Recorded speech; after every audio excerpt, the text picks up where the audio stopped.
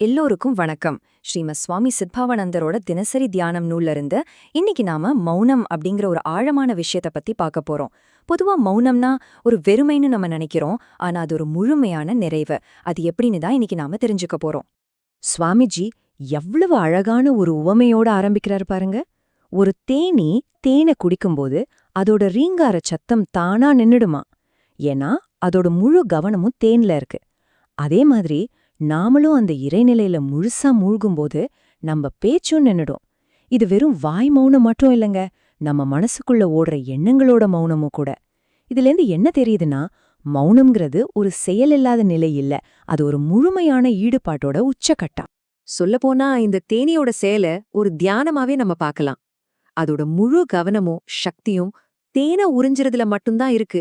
அதனால அது ரீங்காரம் போடுறதையே மறந்துடுது. இதுதான் உண்மையான மௌனத்தை நோக்கிய முதல் படி. இப்போ இந்த சின்ன தேனீ உதாரணத்திலிருந்து ஒரு பெரிய பிரபஞ்ச உண்மைக்குள்ள போகலாம்.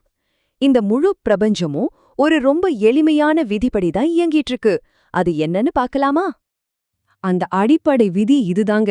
எங்கெல்லாம் அசைவு இருக்கோ அங்கெல்லாம் ஓசையும் இருக்கும். இயக்கமும் ஒலியும் ஒன்னோட ஒன்னு பிணைஞ்சது, பிரிக்கவே முடியாது. ரொம்ப சிம்பிளா இருந்தாலும் இது ரொம்பவே முக்கியமான ஒரு கருத்து. இந்த விதிய நாம பிரபஞ்ச அளவுல பார்த்தோம்னா, கிரகங்கள், நட்சத்திரங்கள், ஏன் நம்ம கண்ணுக்கு தெரியாத சின்ன சின்ன அணுக்கள் வரைக்கும் எல்லாமே தொடர்ந்து அசைஞ்சுக்கிட்டே தான் இருக்கு. அப்போ அதோட அர்த்தம் என்ன? இந்த முழு பிரபஞ்சமும் ஒரு பெரிய இசை கச்சேரி மாதிரி இடைவிடாம ஒலிச்சுக்கிட்டே இருக்கு. ஆனா இந்த எல்லா அசைவுகளுக்கும் ஓசைகளுக்கும் அப்பால ஒரு நிலை இருக்கு. அதுதான் பரம்பொருள். அதாவது எல்லாத்துக்கும் மூல காரணமான அந்த இறுதி உண்மை. அந்த நிலையில எந்த ஒரு அசைவும் கிடையாது. அதனால அங்க முழுமையான பூரணமான மௌனம் மட்டும்தான் இருக்கு. சரி, இப்போ பிரபஞ்சத்திலிருந்து நேரா நமக்குள்ள வருவோம். அண்டத்துல இருக்கிற அதே தத்துவம்தான் பிண்டத்திலையும், அதாவது நம்ம உடம்புலையும் செயல்படுது. நம்ம உடம்பும் மனசும் கூட எப்பவுமே அசைஞ்சுக்கிட்டே தான் இருக்கு இல்லையா? இதய துடிப்பு, ரத்த ஓட்டம், நம்ம சுவாசம், அப்புறம் நம்ம மனசுல ஓடுற எண்ணங்கள், இது எல்லாமே அசைவுகள் தான். அதனால நமக்குள்ளயும் ஒரு ஓசை தொடர்ந்து ஒலிச்சுக்கிட்டே இருக்கு. இங்கதான் நாம ஒரு முக்கியமான வித்தியாசத்தை புரிஞ்சுக்கணும். ஒரு பக்கம் அசைவுகளால நிறைஞ்ச நம்ம உடலும் மனசும் ஓசைய உருவாக்குது. ஆனா இன்னொரு பக்கம் இது எல்லாத்துக்கும் ஆதாரமா இருக்கிற நம்ம ஆத்ம சைத்தன்யம் எந்த அசைவும் இல்லாதது. அதனால அது முழுமையான மௌனமா இருக்கு. இதுதான் நமக்குள்ள இருக்கிற அந்த அமைதியான மையம். அப்போ நமக்குள்ள இருக்கிற இந்த ஆழமான மௌனத்தை நாம எப்படி அடையிறது? அதற்கான வழியதான் சுவாமிஜி அடுத்ததா விளக்குறார். வழிமுறை ரொம்ப நேரடியானது. எண்ணங்களால அலைபாயிற நம்ம மனசு தனக்கு ஆதாரமா இருக்கிற அந்த ஆத்மஸ்வரூபத்துல லயிக்கும்போது, அதாவது அதோட ஒன்னு சேரும்போது பேச்சு தானாவே நின்னுடுது.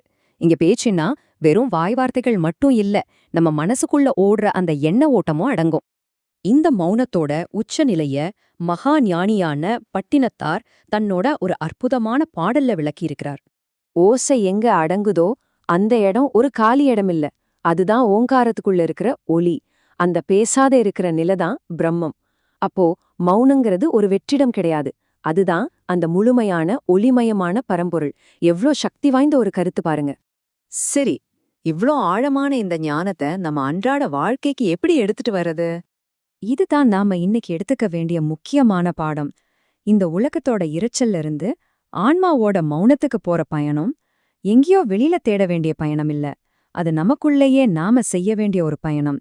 உண்மையான அமைதிங்கிறது வெளி சத்தங்கள் இல்லாதது மட்டும் இல்ல, நமக்குள்ள இருக்கிற உள் சத்தங்கள் அடங்கிறது தான். கடைசியா உங்ககிட்ட ஒரு கேள்வி. இந்த வெளி உலக இரைச்சலுக்கும் மனசோட ஓயாத எண்ணங்களுக்கும் நடுவுல உங்களுடைய முழுமையான ஆழமான அந்த மௌனத்தின் கணத்தை நீங்க கடைசியா எப்ப உணர்ந்தீங்க? யோசிச்சு பாருங்க.